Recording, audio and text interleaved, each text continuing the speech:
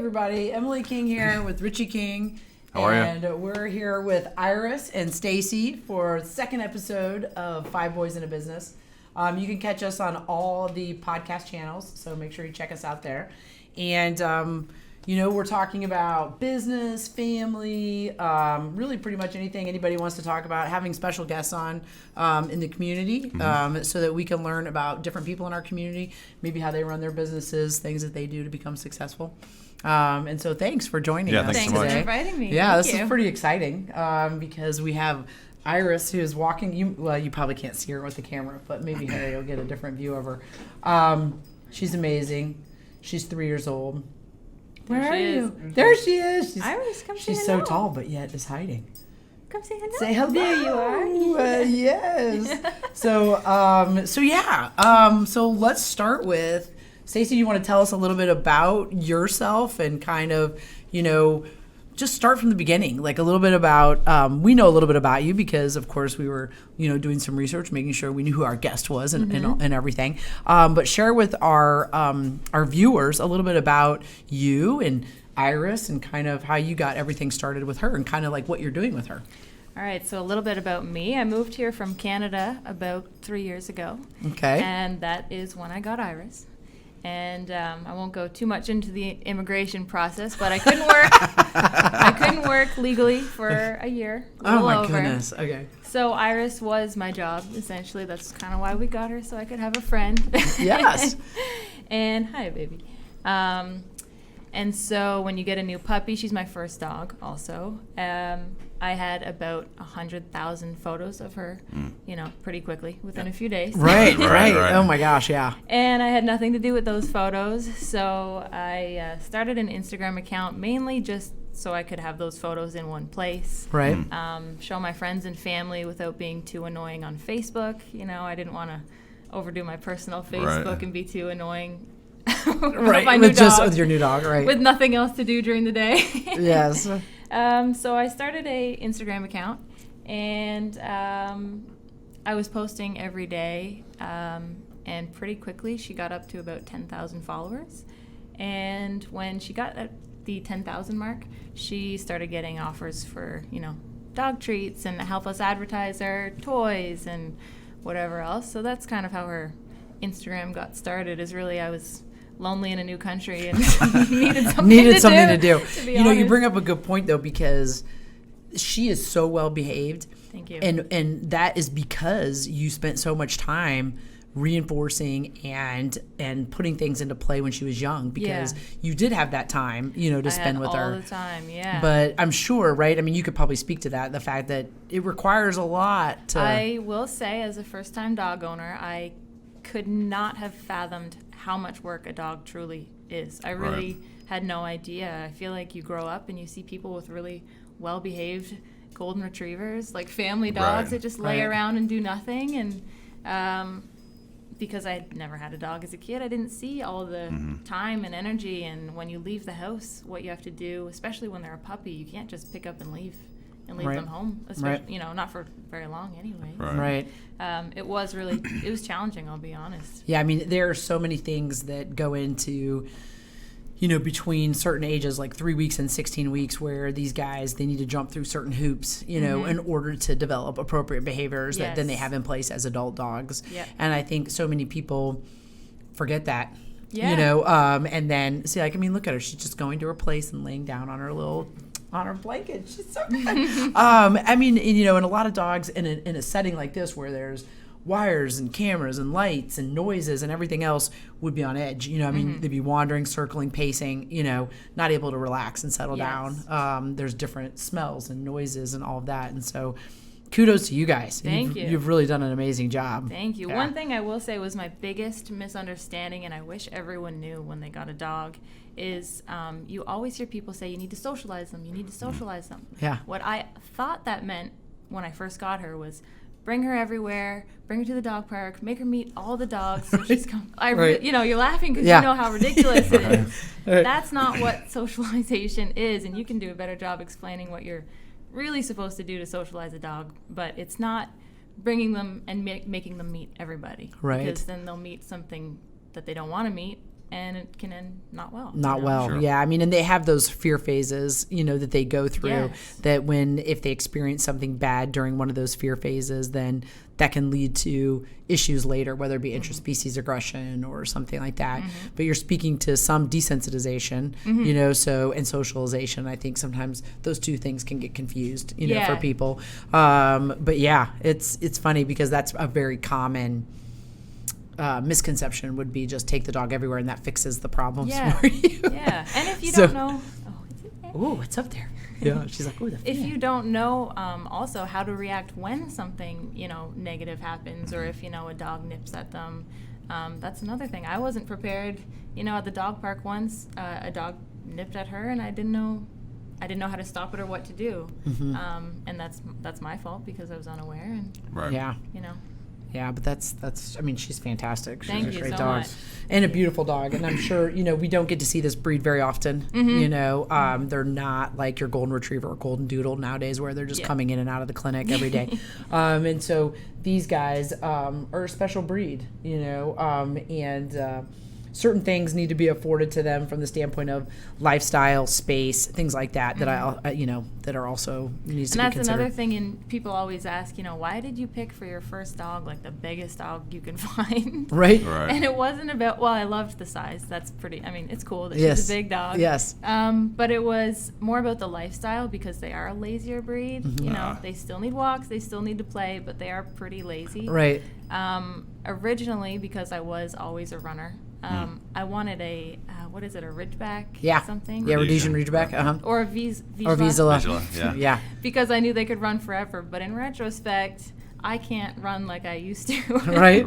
And had I got one of those dogs, I think it would be really difficult. You really need to find your dog based on your lifestyle. Exactly. And what a lot of people do is base it off of the look of the pet. Yeah. And so instead of what is the pet going to need to do, because there are some breeds that if you're not out working that dog on a regular basis, you're going to pay for it later. Yeah. She had two Vizslas, brother and sister, in her puppy class. Oh, yeah. And the mom was a marathon runner. Yeah. And that's great. She was always running with them, but in the puppy class already, it's like, whoa. Yeah, they're a different mindset. That is a high energy dog. I would love to be in the brains of the different dogs. Like a bulldog brain who's like, no, I don't know what I'm going to do today. I think I might. And then you get into Vizsla brain who's like, that's exactly what they sound like inside their brain. And then you get into Vizsla brain and it'd be like, bird, squirrel, bird, squirrel, bird, squirrel, squirrel. Which way do I go? Don't know which way to go. Which way do I go? Do I go there? Do I go there? Do I go there? Yeah. I mean, they're just like, whoo. I mean, their thought speed is so fast because they're designed to be working a space, an area, and and so they're turning over thought processes so much faster, But yeah, if you're not ready for that, it can be a handful. That's for sure. Well, and you see sometimes, on social media or friends, they'll come home to a house that's destroyed. Oh yeah. And I always feel a little bit bad because it's like it's not the dog's fault. Right. It could be a little bit of behavior issue, but it's probably not exercise. It's boredom. It's a lot of boredom. And doesn't know what to do, and it's just Sure. Yeah, absolutely. You always say a tired dog is a good dog. Yeah. That's a saying. Yes, exactly. Yeah, exactly. So tell us a little bit more about like your background and what you do. Like I know that you're into fitness. I'm into fitness. So tell us a little bit about that. For a while. So when I moved here, I know I said I moved from Canada. I was actually working in mental health. But when I moved here, the job that I had was specific to soldiers with PTSD and their family members. It was an extremely specific job that I loved very much. It was really hard to leave. Yeah. But when I moved here, it just didn't really quite exist. And there are similar jobs, but I need more training, and being that it's a different country, it is slightly different. Sure. And after going to school for 5 years already, you're like, going back to school is a little bit not my first, Yeah. So my husband said, find something you love. You love fitness.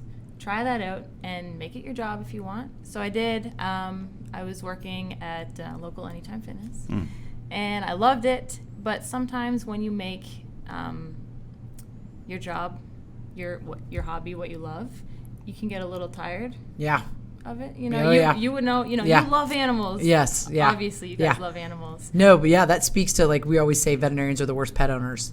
because you're just tired. Yeah, you go home and you're like, oh my gosh. Exhausted. Like, So Speaking I totally of, get do you have pets? I wasn't actually. Yeah. Oh, yes. Yeah. Oh, yeah. Yeah, we have 3 dogs and a cat. Aw. So Recently I've actually taken a bit of a step back from my training, and I know on my Instagram I'm always saying balance, find balance. Yeah. And when I started it, and I still do this, I try to post about fitness, then a little bit about food maybe, then about your family life, and really like balance in everything, you know. Try to live by that. I found sometimes when I was writing often on the blog and my Instagram, the more time you spend on it, you become unbalanced. Yeah. Right. You know, it's so easy. Oh my gosh, yeah. Yeah. You just get sucked in. You get sucked in, and then you're comparing yourself and your life to others. So I do preach it, but I don't post as often as, you know, your average person, because I really want to remain as balanced as I can in that respect. Post a lot of videos of Iris still. Right. But that doesn't take very long. Right, exactly. Yeah. Yeah. So what is with Iris, how did you get, because I know a lot of people, you know, pets and pet photos and just the relationship that they have with pets. And I think that, you know, Iris being your first dog, you could probably speak to the value of the human-animal bond, and especially moving from another country and not having maybe a whole, you know, a group of friends or a group. I did not have a group of friends. Right? And Yeah. so, you know, the value that human-animal bond, what it provided for your life, you can see the value behind that. And I think a lot of our clients, or just people in general out there that have pets, love to experience that, and they like to share that. And one of the popular places to share that is Instagram. So tell us a little bit about how you got all of that started, like, you know, kind of like from the beginning, like what were your methods, you know, to doing something like that? To go to your first point about like how important that connection is, it kind of reminded me of in mental health, if you give somebody who lives a lonely life a plant, and they have to take care of that plant, their mental health in general seems to kind of go up, because they have to wake up, they have to take care of it. They have a purpose. They see it Yeah. grow, they see that what they're doing is helping something else. It's like the smallest thing ever, but it's a big deal. Right. I find pets are the same. I was amazed at how often you may have to wake up when they're a puppy Right. and take care of them. And Your bladder's how small? yes, Yeah, it was like a exactly. 4-hour Right. day Yeah. schedule. Yeah. So she really, when I came here and I couldn't work, you know, she gave me that daily task of I need to get up, I need to take her, I need to care for her, I need to get out of the house myself. Sometimes, you know, if you don't have many friends, you don't have a whole lot to do, no kids, you tend to retreat. Yeah. And kind of, you don't want to go out because you don't know anybody, and you don't want to see people Right. because you stop. The less you talk, the less you want to talk. Right. It seems. So her getting me out of the house and going for walks, and just those small interactions with people, you know, at the pet store, at the vet, Right. actually helped me a lot, you know, when I was feeling pretty lonely. It sounds crazy, but really it made The a small huge, things, yeah. the small things. Yeah, I mean, well, and just think that that being the challenge, you know, had you not had her. I You know I what was I mean? going stir crazy. I Yeah. really was. I mean, you know, the difference that maybe your life would have taken this path instead of this path, you know, kind of a thing. And so, Yeah. it's, you know, have you heard of those programs where they place dogs with people, soldiers with, Oh, for sure. yeah. Yeah, and it just changes their lives. It gives them just something else to take care of. It takes your mind out of your own mind. Right. That's when you get into trouble, I think, is when you kind of spiral down in your own and you're not talking to people. When you talk to people, that kind of checks you. You know, Right. if you're saying a lot of negative things, they'll say, "Hey, why are you so negative?" or "What's going on?" Right. If you don't have somebody to do that check of, you know, how you doing today, you just tend to spiral down, it seems. Right. So, Like creating a baseline. Yeah. Get you back up to baseline. Yeah. I mean, What So that animal bond, like you said, Sure. like it's very is very important. powerful. Yeah. very I mean, powerful. you know, so when you were in Canada and you were you working with soldiers with like PTSD? Yep. So do you feel like that scenario, those situations, do you see that in other industries, PTSD? For sure, and burnout. In every industry, there's burnout. You guys would see Oh, that, yes. I'm sure. With Yeah. every Compassion, pers- fatigue, burnout, like stress. Yeah. Every person at every level in every job can go through PTSD or burnout. I dealt with, it was called operational stress injury social support. So any kind of operational stress that led to, say, depression, anxiety, PTSD, and a lot of a lot of the people that I worked with were interested in animal programs. It did seem to make a big difference with the people that I saw. Some people had service animals. One person had a wolf hat. Oh, what is it? The big dog. Yeah, wolf. like a hybrid almost, like a wolf hybrid, or like a not a Samoyed, not a. Oh my gosh, I'm drawing a brain fart. Italian wolfhound. No. Oh Yeah. It's an Irish wolfhound. Irish wolfhound. Yeah, they're huge. They're a little, They're maybe bigger even than slightly Great bigger. Danes. Yeah. We don't see hardly any of those. Yeah. So. Yeah, definitely in even training like myself, I started to have a little bit of burnout. My schedule just got straight through, morning to afternoon, and you get a little tired, and that's kind of what led to me taking a step back. Is I was starting not to love going into work and enjoying everything, and at work you're not going to enjoy every second all day every day. That's not going to happen. Right. But when you start to not enjoy other parts of your life because of work, that's when you need to maybe take a step back. So do you think that's the biggest thing of people that are listening or do listen? What do you think is your biggest red flag for compassion fatigue? Like, say for us, like if you were extrapolating to our industry, what do you think they would see themselves doing first? Maybe first, if I'm just speculating, imagining, is not putting the extra few seconds into what you're doing. So say you have, a dog and you need to give him a needle. Right. Typically, I would imagine you'd probably give him some rubs, maybe a treat, extra, make sure he's very comfortable. If you find yourself skipping those steps just because you're a little tired and it's like, oh, come on. I got to get this done. You just got to get this done. That, I think, would be like one at the beginning of it. Yeah. And if you see, your staff starting to just not take that extra step in any task, really. Right. That might be. No, that's a good one. I wouldn't have thought of that. That's a really Really? Good, no, that's a really good one. Because I'm always thinking compassion fatigue. Okay, they remove themselves, emotionally from the or over involve themselves in work. In work, like from the standpoint of like emotionally involved with relationship building. So like one of our big things here is building relationships with people, but being emotionally tied such that when you have difficult scenarios like euthanasia, being overly emotionally impacted by, so that, or, struggling with coming into work or, things like that. Like those are things that pop up, but that's actually a way better, like that's. No, it's interesting. It sounds like what you're saying is like a bigger sign, Right. If you see what you were saying, it's like, okay, we're like five steps down the road. A little bit late almost. Maybe we behind the 8 ball. Yeah. See, that's why I like that. That's really good. Oh, good. I'm glad I bet that's really common in the industry, though, as you get busier and you. I can imagine. Yeah, I mean, especially the pressures. you guys, because you guys are often, you have your regular checkups, your needles, because they're traveling, but you also have, definitely, the euthanasia and hurt animals coming in, and you're seeing a lot of painful things, and everyone here is here to help and do the right thing, but that doesn't mean that it's easy.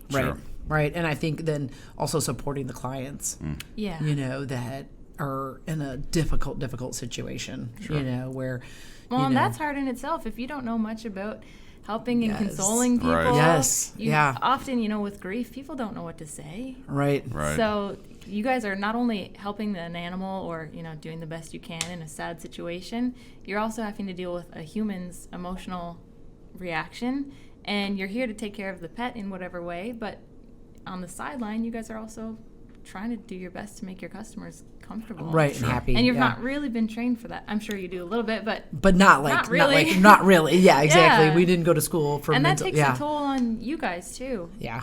When you guys go home, if you just had to have somebody cry on your shoulder for 30 minutes, you're not going to go home and cook supper and, Exactly. You're going to kind of be a little affected by that. It's interesting because you do start to compartmentalize in order to manage the multiple things, because you're right, on some days you feel like you're a marriage counselor because you have two people in a room who disagree about how to make a decision, or you I have never even thought of that. or you have a euthanasia where you have children that you're trying to console or manage, and I'm sure too with children, every parent has a different way of introducing grief and death. And so then it's And like, you're trying to help navigate that for them or make it as comfortable as possible for them and what they've chosen to do. And so, it's very really stressful. Yeah, it's very interesting. And you don't think about it that much until you talk about it. Yeah. Like, we compartmentalize so much of it and we try and stay. You shovel it back and you leave it back there and you move on. Right. Yeah, and it's fascinating until you start like this. You start talking about it and you're like, oh, geez, yeah. Are you kind of looking back and thinking like, yeah, that was hard? And that's what I'm thinking. I'm going, oh my God, it is hard. It is really hard. Yeah. And I think the other doctors, they do a very, very good job of that. But me as their mentor or leader or boss or however you want to say it, recognizing that I'm calloused and old and they're, fragile and young. They might be a little bit more affected by things. And that's just important to pay attention to. Yeah, for sure. Because we want them to live as long, and there's unfortunately in our industry, there's a high suicide rate. Oh, I didn't know for that. veterinarians, yeah. And so... Well, you must see so much painful. Right. Sure. And so I think that knowing that and being able to try and help with that or being aware of the early signs of burnout and issues. Even PTSD. I mean, you guys, people think PTSD is just soldiers. Right. It's not soldiers. You can be in a car accident and have PTSD. You can see a really upsetting case with an animal and you can have PTSD from that. You can. Yeah. That's just, it's the hard part. There's also tons of good things about our jobs too. So yeah, of course. That's good. Yeah, you get to help animals. We try and focus on that. Yeah, for sure. Oh gosh, yeah. So, there was something else where are you from in Canada? So my parents are military. They're retired now, but I'm from a really small island called Newfoundland. Okay. A lot of people who I've run into here with Newfoundland dogs. Yes, yeah, exactly. They're like, they don't know that Newfoundland exists. Right, exactly. It's that small. It's that east. It's almost touching Greenland. Oh, wow. It's cold most of the time. We have permafrost in the northern part. Oh, wow. So I'm from there. My whole family lives there, but I kind of, with the military, moved all throughout eastern Canada and went to school in Ontario. So the longest place I ever lived was in Ontario, and it was 5 years when I went to university. So you were in the military then too? Like, did you? So I worked I was technically paid by them and Veterans Affairs. Okay. Okay. But I wasn't in the military. I didn't go through basic training. Right. I'm not a soldier. Right. Well, we were in Toronto. You were? Okay. So actually where I did my work was just north of Toronto. Okay. Yeah, it was nice. No, it was a beautiful never city. been there. Very unique. It's a very beautiful city. Yeah, cool. It was really cool. It did, even though it's not like far away from here. You fly on a plane and get there super fast. Yeah. It still felt European. It felt. I was struck by all of the high-rise apartment buildings. All like glass exteriors. Yeah. All of them had Kind of balconies. Very unique. I mean. Yeah. So it was really cool. That was one thing when I moved here, because you think Canada, U.S. different, but not too different. Right. There's so many of these small things that are different, just from even paying at the grocery store. In Canada, you always have to say debit or credit before they have a button. I don't know what they do, but you always have to say, tell them if it's debit or credit. Right. And even our debit card seems to be a slightly different thing. Mm-hmm. So I would go to the grocery store and I'd say debit, and they'd kind of look at me like, okay, just put your card in. You're like, and just continue. That's nice to know. Thank you. And I can't even really think. They're just very small things. Tim Hortons, I'm sure you guys have heard of. I used to go there every single day, and I have tea. I grew up having tea, not coffee, and I have tea 2-3 times a day. Just breakfast tea with milk and sugar. Right. Oh my, that's very English. Yeah. No one here, if I ask for tea, will bring milk and sugar. They kind of give me a funny look that I'm even asking for tea. Right, exactly. And then if I ask for milk, they bring me a whole glass of milk. Yeah. Thanks for the milk. Yeah. I need 5 glasses of tea to go with my milk. Yeah. Or more. It's funny you mentioned the Tim Hortons, because that's where we took our picture. Oh yeah, for Johnny. Yeah. So we have next to one our of the hotel. one of the boys is 13, and he's like, "You gotta go to Tim Hortons when you're there." I don't know. He just was like, and so we went and took our picture outside of the thing, a selfie. I'm sure people were in there eating, going, "Hey, don't Americans clearly." Exactly. We were laughing so hard, but we did it. He told us we had to. What time of the year did you guys go? We just were recently. There, end of July. Yeah. Oh, so it was pretty hot. Yeah, it was warm. But it was very nice, though. Yeah, it was outside. very pleasant. Oh, there you go. That's Richie. Yeah, he's scared of heights. So I didn't want to go up that. Did you go up? No, Nope. he wouldn't go up. You wouldn't go up. No, Well, he wouldn't go okay. up. Actually, you can feel it swaying. Oh, yeah. Oh. See, don't tell him that. He'll never go up. No, okay, the real story is this. I get there and we're looking at it and I'm like, I really don't want to go up on that. And she said, okay, I'll go inside and see how long the wait is. We only didn't have that much time. No. So it was like an hour, almost 2 hour wait. Yeah. So it's Sure. convenient. Yeah, it's convenient. Right. So we took that picture of him going nope next to the needle, and then there was the aquarium next to it. Uh-huh. So I took his picture. So we went to the aquarium. There you so go. he took his picture next to the aquarium, and he was like, "Yep." That's awesome. It was a fun time though. It was way taller than I expected. Was it? Oh, The yeah. needle? Yeah, I didn't think It's like that. 1,500 feet. Yeah, I don't remember. I mean, the but height. when I looked up at it, I was like, "Oh wow!" You can see it from pretty much anywhere Well, when you're. when we were looking, I don't know, maybe it's not 1,500 feet. I told her, I said, the World Trade Center, the new one, is so much taller than just this. Yeah. And it's like, good Lord. And it's Unbelievable. surprising when you see, because you always see the photos of the top half usually. Right. Yeah. The base of it is actually really Yeah. large. Oh yeah, Yeah. it's really You know? big. Yeah, that's a really neat area there because then the Blue Jay Stadium is right there Right. too, Yep. and so we saw that. And then the waterfront. yeah, Yeah. yeah, it was neat. It was a neat city to go to. It was glad we got to go. very much an international feel is what I Yes, got. you Toronto know. is extremely international. You see and even every- at the airport, I mean, Yes. you go and they're flying all over the world. It's crazy. Yeah. Definitely. So Very. it was a great place though. So, okay, so tell us more about how you got started on Instagram then with Iris. Like, Yes. so you talked about like how you were just gathering pictures because she was a puppy, and then I got sidetracked because we were talking about puppies. Yeah. So, how did you get going then? Like, how did like stepwise give the So audience a little bit of information about? For sure. So I started obviously taking pictures, posting them every single day. I saw that Instagram accounts that I liked had kind of a theme. Okay. Because Iris is the blue Great Dane, when I went to edit my pictures, I would make the hue a little more blue than Oh, it okay. actually is. Yeah. Not just her, like the whole photo. The whole photo, right? So when you looked on my page as a new person kind of scrolling through, everything looked blue. I don't do that as much as I used to. It's toned down a little bit because I was Right. new to it. I didn't Right. really, it just looked Right. really cool. It's like when a kid gets on paint. And Right, and they're like that color. let's yeah. do everything. Yes, yeah. So it's not quite as extreme as I used to when I started, but I would try to make all the photos kind of look pretty when they're all together, if that makes sense. Yeah. You know, keep a theme and go with it. Most of the photos to begin with were her sleeping. People always found that really cute. And then to get a following, I followed other Great Dane accounts and dog-related accounts. And as soon as you start following a dog account, sometimes you'll get a bunch of followers just because they see that you follow an account they like. And then that'll kind of lead them to you. And Right. they'll start following you. Then when people started commenting and liking the photos, I made sure to reply back, and I was pretty lengthy in my responses because I wasn't working. Right, yeah. So I find when you have that personal touch with your followers, even if they're in India, like I told you guys before we started, India's one of her top followed, countries. Yeah. When you have that personal contact, they become a really loyal follower, and you want to continue that. And they'll like every picture. They'll share everything you want them to share. Not that I do sharing or anything often, but they just become really loyal, and they feel like almost a friend in an odd way. Right.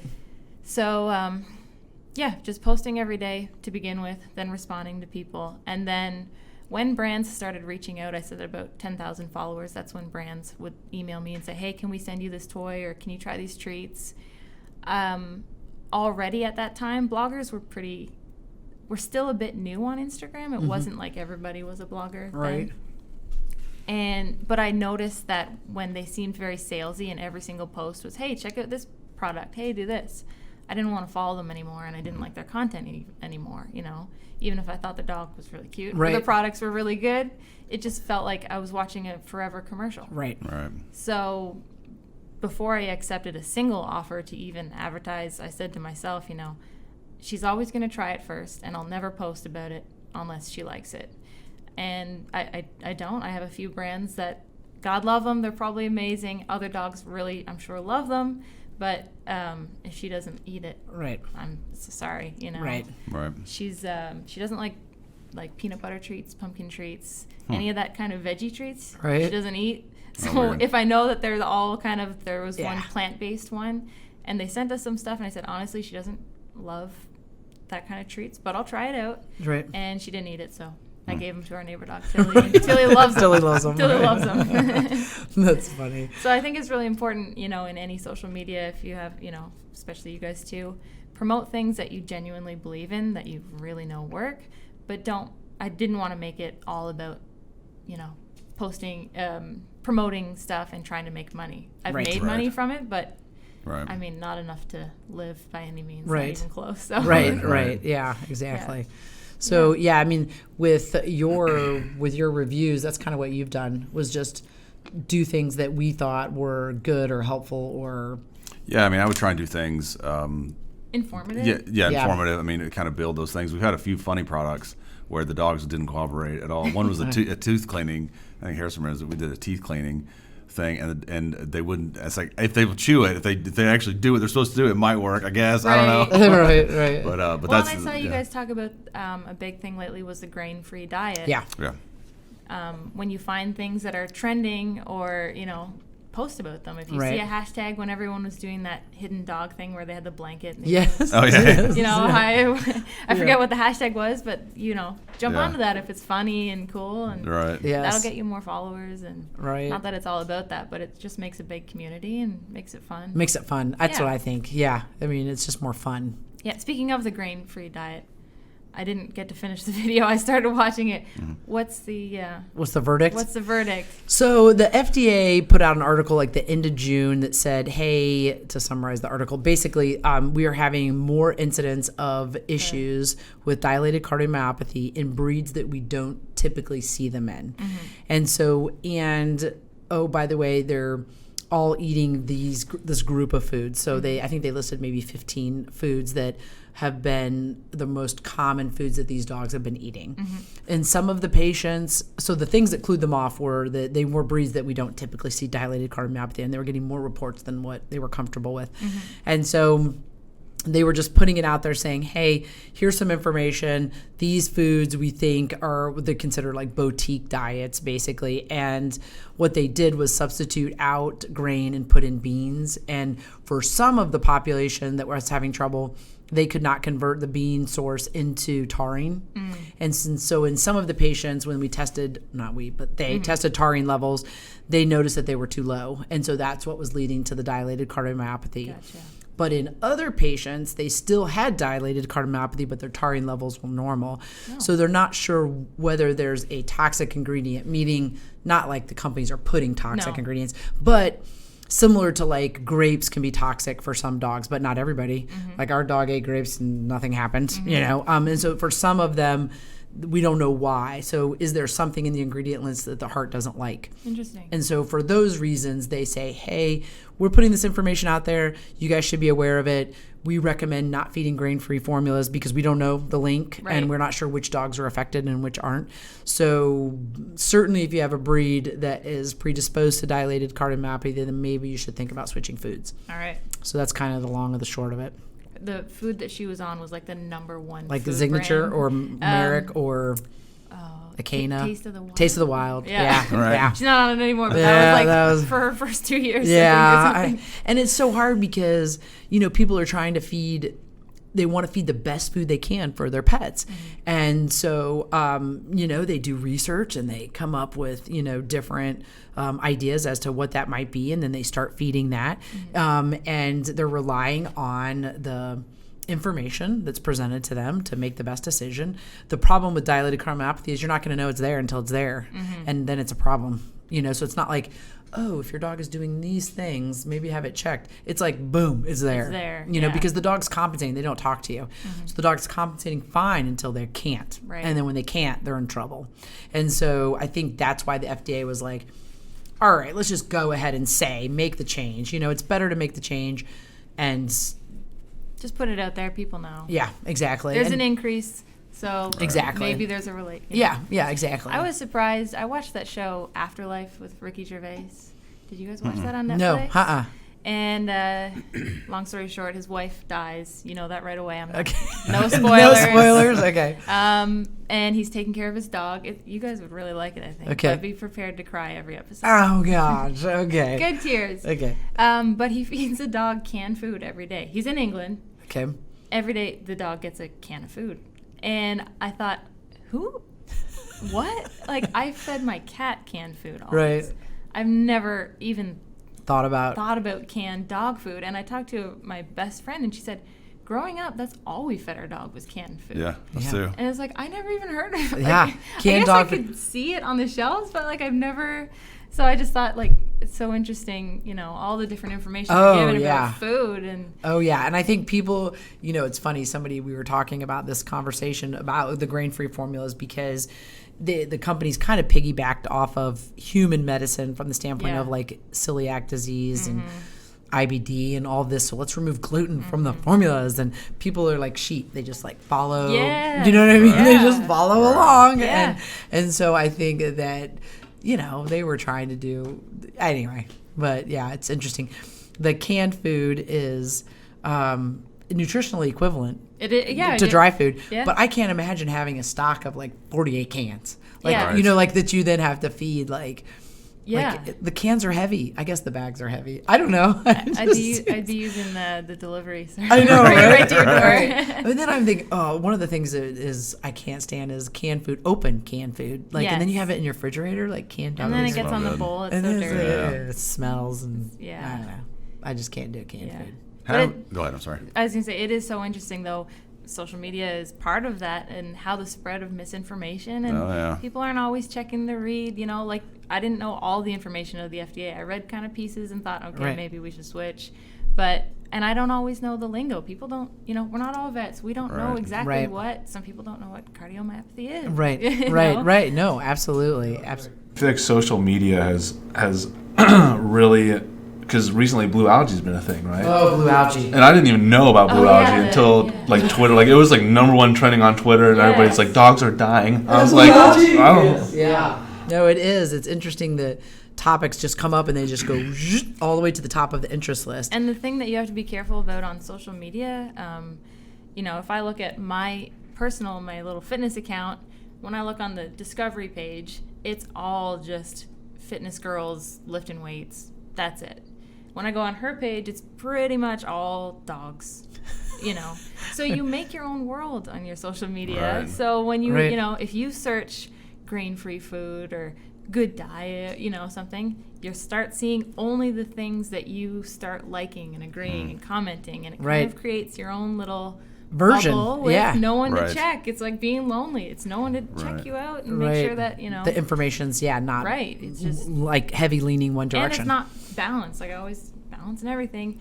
You're only seeing this side, yeah, right. So it's for sure. It's interesting. You just have to be careful, and it kind of takes the fun out of it when you say that about social media. It's like you have to be careful and you don't want to be too unbalanced, but it's like really you gotta step away and turn it off and talk to real people. Exactly. How have the food companies responded of the ones that they named? That's a good question. I don't know if they have. I mean, we certainly have not received any information from the food companies saying, hey, I'm sure their PR people are doing something out there. Like I've seen a few responses. Have you seen anything in commercials? Like I haven't even seen anything on commercial lines. I haven't seen any like advertisements coming across like when you're on social media, like information like right. Mm-hmm. I don't know if they're hoping it just goes away. Like just sometimes maybe kind of. I've heard this before. Sometimes if you give oxygen to an issue, so maybe that's a strategy. Maybe they're waiting for more information. Right. They don't want to explode the issue. I mean, I can't imagine that they don't want to do something. All right, they're a business. They're in the business to sell dog food, which means your dog has to live to sell the food. They want the people buying the food. I think they have a genuine interest in providing a good service and a good product. So, but I don't know where. Maybe they'll continue selling the grain-free, but offer you a supplemental bag of all the grains. All the grains you put into here's the grain. Dog food, but then here's the grains. You need this over here to add to it. Yeah, exactly. That's funny. Make some extra money there. There's some dead silence at that meeting. Everybody's going, no. No. I don't know if this is a good idea. That's the same meeting where they keep the bag, they decrease the size of the bags, keep the price the same. So now it's 27 pounds instead of 30, but it's the same cost. Yeah. That's just inflation, though, because they know their price point is it can't be over 50, whatever it is. They can't keep it the same and say there must be some study that says that there's a threshold, consumer threshold. They won't pay this. That's how they sneakily do it in a weird way. One big difference between the United States and Canada is prices of everything. We noticed things are more expensive. We noticed that. It's so expensive in We went Canada. to lunch. I'm sure Like, when you holy went to smokes. lunch, it's like It's like $100. $50. Yes, that's what we did. We went to lunch. Got a salad. Yeah, exactly. Yeah. And we were laughing about that because we said the same thing. We said, "Oh wow, the prices are definitely different." But they've got a completely different tax system, don't they? It's have a VAT tax, don't they? Extremely high taxes. Yeah. So they're just very different. And I'm sure that's part of it. Yeah, I don't know if most you of ever it. looked at your receipts or if you have any left, but No. the bottom will show the taxes that you pay, and there's like provincial, federal, and I think sometimes it's 14%, sometimes it's higher. Whoa. For food, might be 18%, something Wow. like you're Wow. paying. That's crazy. So people probably just get used to it then. Yeah. Is you it just the way it goes? It's just the way it is. The They way don't it know rolls. any different, so. And the Yeah. great thing right now is when you go from the U.S., your dollar's worth a little more, so it's not that right. painful. Yeah, sure. Yeah, absolutely. Yeah. Yeah. So, okay, let's see here. What else were there any other topics that you wanted to talk about as well? I wanted to hear more about, because I know on your fitness page you have a lot about your injuries. Oh, yeah. So I guess I just want to know more about that, because you said you stopped running. So is that one of the reasons, or? I'm actually running again. Okay. So just before I moved here, I had a surgery on my hip. I think you guys probably have seen it, maybe done it on animals. A torn labrum in your hip. Yep. Okay. It was sometimes when you have surgery, and I'm sure animals, when they have surgery, you trade one pain for another. So I had my hip surgery, and then almost immediately after that, knee on the same leg started hurting. Was probably from gymnastics and running in not good shoes, often, forever, maybe too much even. Right. So it was no single accident that did it, but I couldn't even drive, in the car for more than 30 minutes. So had to have the surgeries, and it was only until about 6 months ago when I've been able to really start running again. I don't know if you have any more questions about the surgery or the injuries themselves. I did have a hematoma in my knee. Oh my Do you gosh. guys have that with animals? Oh, yeah. So Yeah. a bunch of blood built Yeah. up, and I saw that video on you might have seen the video. Yeah, I saw the video on your Don't Instagram. worry. Yeah. If you're a little nauseous or don't like blood, don't look at the video. One of the things that I was struck by looking at your posts about that was you said that you appreciated some of the things post-injury that you could do before. And I know as I've gotten older, and sometimes you become injured or you have things such that you can't run. I mean, you in retrospect appreciate that, and then going forward say, I really want to be active and things like that to stave off those actually, injuries. as a trainer, it kind of made me a little bit more empathetic because so many people have injuries nowadays. You always see people with a knee brace in the gym or, something on their calf or wrist. Right. And I think some people, and maybe even myself before then, it's like, what'd they really do? I hate to say that. I thought that, but I probably did beforehand. And now it's more like, they really have to work extra hard to get in here, and they have to work extra hard just to do the same workout that somebody else with no injury does. And little off topic, but not quite. A lot of people crop Great Danes' ears. Yes. If you want to do it, go for it. I heard first that it was done to stop infections in their ear. Then I asked my vet, and she said, doesn't really change. There's no difference. And knowing, what I went through with my surgery, I said to myself, I will never have a surgery unless it's absolutely necessary. So if I'm in pain and I can't move or walk or whatever, I'll get another surgery.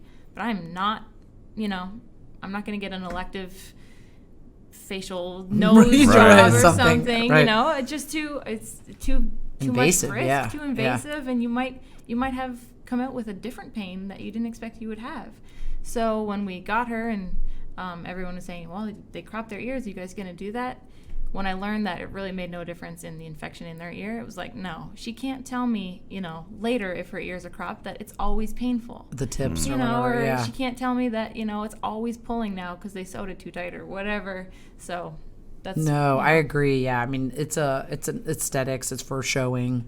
Same thing with boxers, Dobermans, these guys. I mean, they can't tell you if they're hurting, I mean, sometimes they can tell you, but if it's something like that, they're probably... Oh, and especially because you're doing it when they're so young. Yeah. So I think that the animals are so good at accommodating and just living with whatever they're dealt, whatever hand they're dealt with. I mean, we have endless examples of that, whether it be cats with cerebellar hypoplasia and they can't walk straight and they can't do this and they fall over. They're just like, well, this is my life. great. This is how I do it. Like, people could learn a lot from. Cat's not like, hey, can you take me to the vet? Right.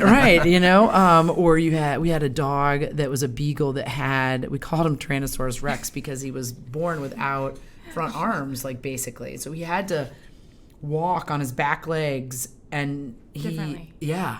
And so he only had like this much of his front arm. He was missing his radius or his humerus, and then he had part of his radius. So he couldn't like stand and walk like a dog. But that dog lived. He was happy to do those things. But, in those situations, I think that they are so amazingly accommodating and willing to just take whatever hand's been dealt to them. But then in these situations, it's like, you wouldn't know that. I agree completely. When it's done so young, you wouldn't know that dog's painful. You wouldn't know that they don't like the way it feels, or they're just going to live with it. If they can eat, they're fine. And if they feel well enough to. So it's a different form of motivation for them, I feel like. And one thing too, in people, you think like, what's worse, a small pain in your knee forever, or like breaking your leg? I think most people go, breaking your leg, that sucks. That's right. But what they find, especially, I always go back to mental health, those small, forever lasting things are the things that actually kind of break you down and start to make you feel tired and change your mental health and change what you do. Even for me, after my knee, it's like I couldn't walk very long. You saw how big and gory it was. So it was pretty bad. So therefore Andrew Luck, right? Yeah. So it's the same concept, I would think, where you just are chronically injured, chronic pain, it leads to wind-up pain, which leads to... And I think one of the things he said is he was bringing it home. He could never leave it. Yeah. And if that's... Yeah, over time, it just wears down. Burnout, like we said, and then you become this kind of frumpy recluse that doesn't want to do anything. There was an article this morning about that, about his retirement, and they said... to those things, they said he's probably one of the first players that's come out publicly and said, this is so debilitating, I've got to just step away. Yeah, if you can't. Then they were saying how many more players are in the league, that probably, hopefully it'd be a positive outcome to say, I really don't need this. I've got enough money. I've got, I can stability. Yeah. I can. He turned down like $58 million.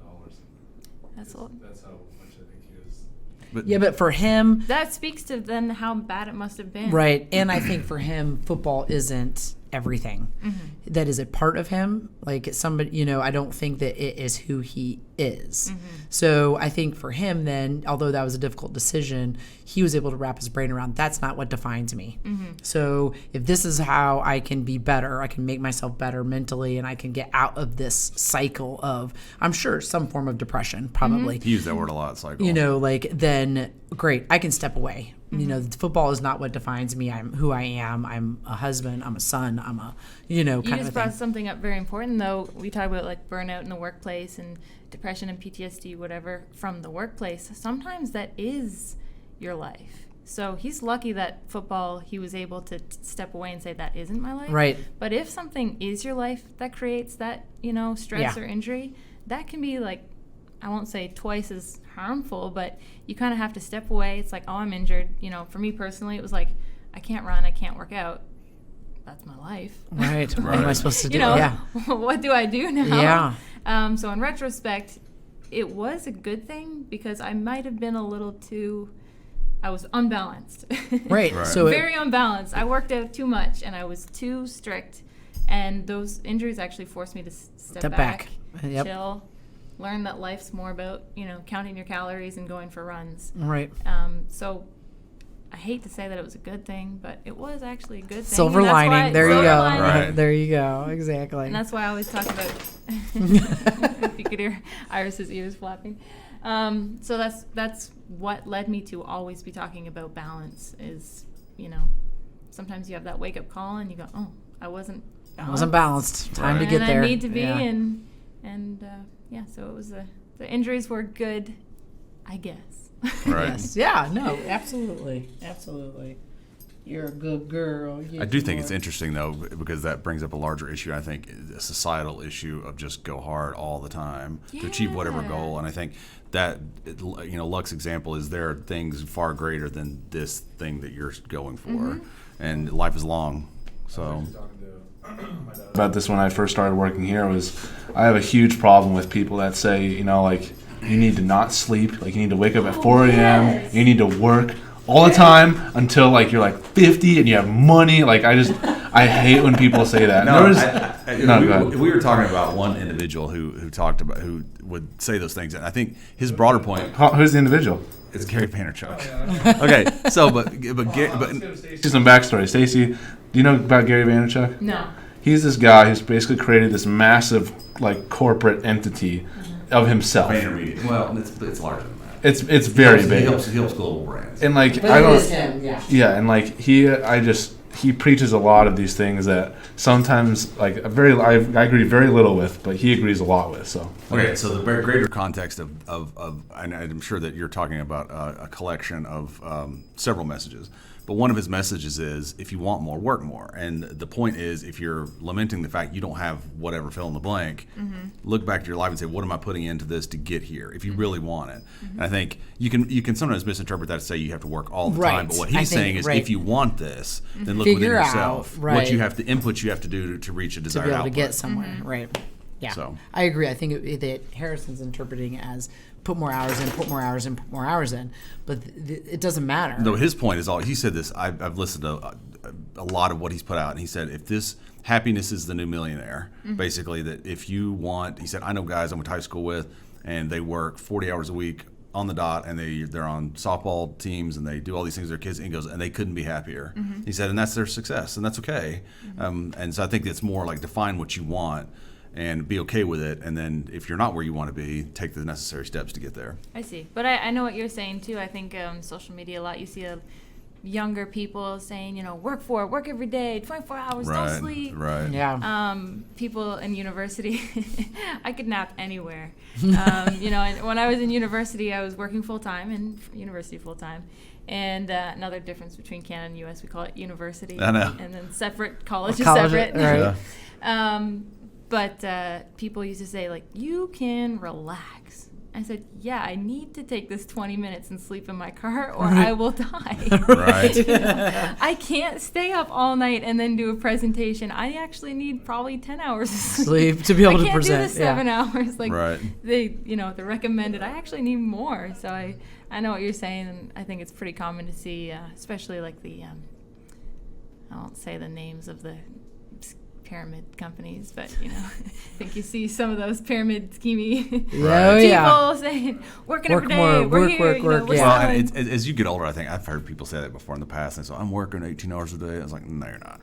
Yeah, that too, because a lot of people are lying. It's like you can't. Eventually, most people have a limit. Very few people can go 20 hours a day every day and not just die. At some point. So or there's like to your point of balance, accident. right? Because they fall asleep. Yeah. There's something that makes them slow down. So yeah. Like an injury. Right.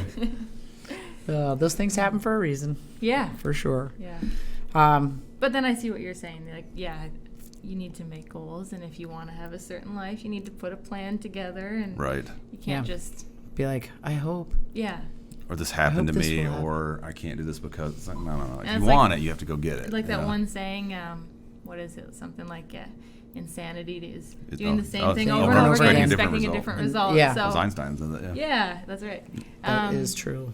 So true. So yeah, I see what you're saying, where it's like you do need to make a plan, you do need to be prepared to work, Right. put in hours. Well, I think to social media, like you were talking about before, you see these end results. I think social media has increased that connectivity so much that you look at these people's accounts, you say, this is success, or they have this, why don't I have that? When in some cases, that's not necessarily the case. They don't even have it, yeah. Right. So, but that perception, that perceived of, where success, whatever that is. But that goes to the social media, like, then people just over comparing Yeah, themselves. you got to be Yeah. careful.